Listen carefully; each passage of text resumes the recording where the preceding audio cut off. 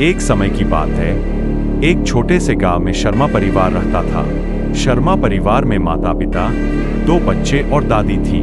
उनका घर गांव के किनारे पर स्थित था, जो एक पुरानी हवेली थी।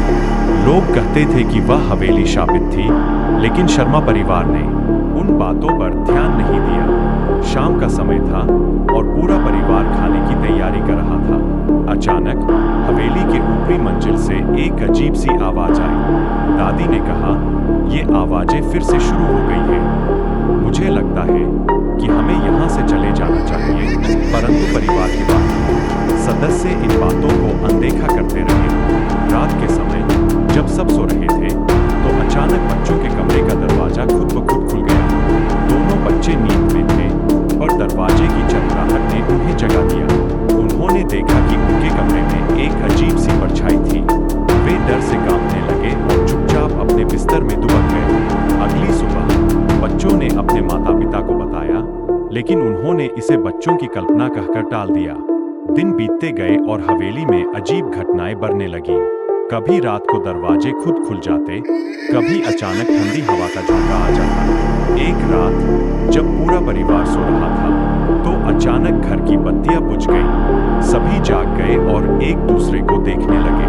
तभी एक डरावनी हंसी पूरे घर में गूंज उठी। शर्मा परिवार ने देखा कि हवेली की दीवारों पर अजीबोगरीब छायाएं चल रही थी। दादी ने हिम्मत करके कहा, यहाँ कोई आत्मा है जो चैन से नहीं है। हमें इसका समाधान करना होगा। अगले दिन दादी गांव के पुराने पंडित जी के पास गई और सारी घटनाएं बताई। पंडित जी ने कहा, यह आत्मा तुम्हारी हवेली में वर्षों से बंद है। वह न्याय की प्रतीक्षा कर रही है। हमें उसकी मदद करनी होगी। पंडित जी ने एक अनुष्ठान करने का निर्णय लिया।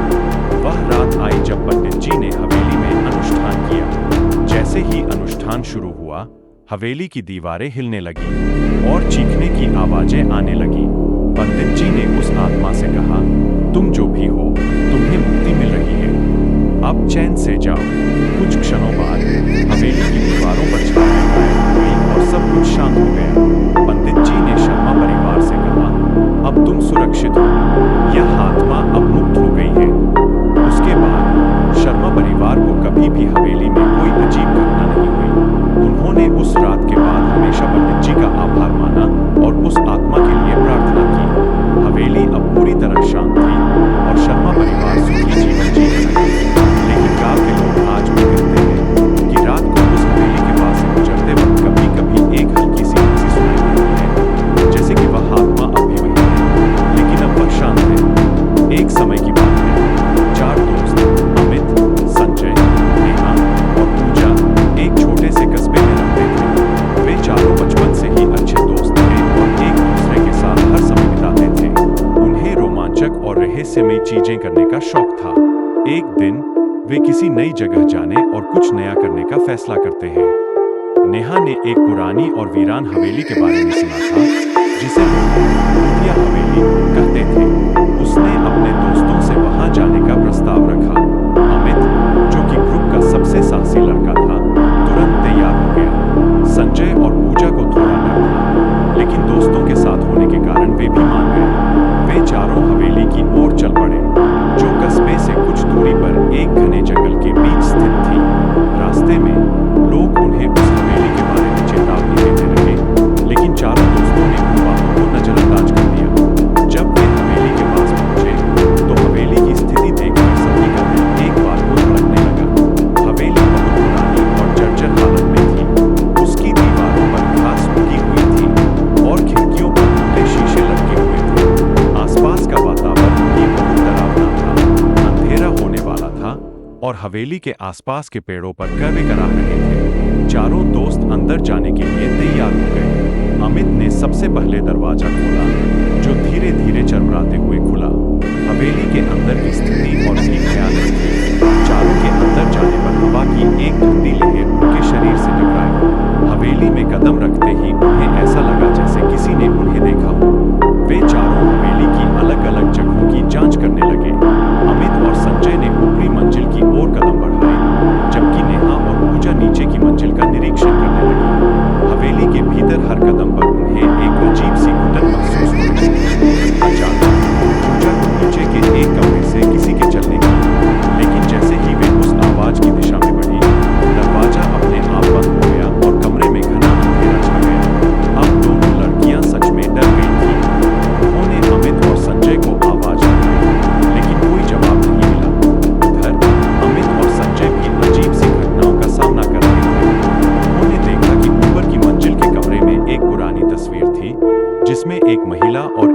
बच्चा दिख रहे थे। जैसे ही उन्होंने उस तस्वीर को देखा, कमरे में अचानक ठंडी हवा का झोंका आया और दरवाजे खुद ब खुद बंद हो गए।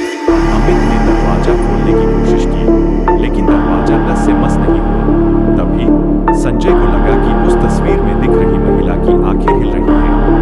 वह घबराते हुए बोला, अमित, मुझे लगता है हम यहाँ कुछ गलत कर रहे हैं। हमें यहाँ से निकल जाना चाहिए। नीचे नेहा और पूजा ने किसी तरह हिम्मत जुटाकर दरवाजा खोला और भागते हुए ऊपर की मंजिल पर आए। उन्हें अमित और संजय भी डरे हुए थे। चारों ने महसूस किया कि अब कुछ बहुत गलत होने वाला है और उन्होंने तुरंत हवेली से बाहर निकलने का फैसला किया। लेकिन जब वे सीढ़ियों से नीचे उतरने लगे तो उन्होंने देखा कि सीढ़ियां अचानक बढ़ती जा रही है। जैसे जैसे वे नीचे जाने की कोशिश करते, सीढ़ियों का अंत नहीं दिखता। चारों घबरा कर रुक गए। अमित ने कहा, यह सब एक भयानक सपना लग रहा है, लेकिन हम सब इसमें फंसे हुए हैं। हमें शांत रहना होगा और इसका कोई रास्ता निकालना होगा। तभी उन्हें हवेली के एक कोने से बच्चे के रोने की आवाज सुनाई दी। चारों ने एक दूसरे की तरफ देखा और डर से कांपते हुए उस आवाज की ओर बढ़ने लगे। जब वे वहां पहुंचे तो उन्होंने देखा कि एक छोटा बच्चा कोने में बैठा हुआ है। उसका चेहरा धुंधला था और वह रोते हुए कह रहा था, मुझे मेरी माँ के पास जाना है, मुझे यहाँ से बाहर निकालो। नेहा ने बच्चे को उठाने की कोशिश की, लेकिन जैसे ही उसने बच्चे को छुआ, बच्चा हवा में घूमने लगा और एक भयानक चीख सुनाई दी। पूरा कमरा कांपने लगा और चारों दोस्तों को लगा जैसे जमीन उनके पैरों के नीचे से खिसक रही हो। वे घबराकर भागने लगे और अंततः किसी तरह हवेली के मुख्य दरवाजे तक पहुंचे। लेकिन दरवाजा बंद हो चुका था और उसे खोलने की कोई कोशिश काम नहीं कर रही थी। चारों ने महसूस किया कि अब उनके पास कोई रास्ता नहीं बचा है। तभी अचानक से हवेली के अंदर की सभी खिड़कियां खुद ब खुद खुलने लगी और हवा का एक भयानक झोंका चारों की ओर बढ़ा। उन्होंने देखा कि हवेली की दीवारों पर वही महिला और बच्चा प्रकट हो गए जिनकी तस्वीर उन्होंने देखी थी। महिला ने धीमे स्वर में कहा, तुमने हमारी शांति भंग की है, अब तुम हमारे साथ ही रहोगे।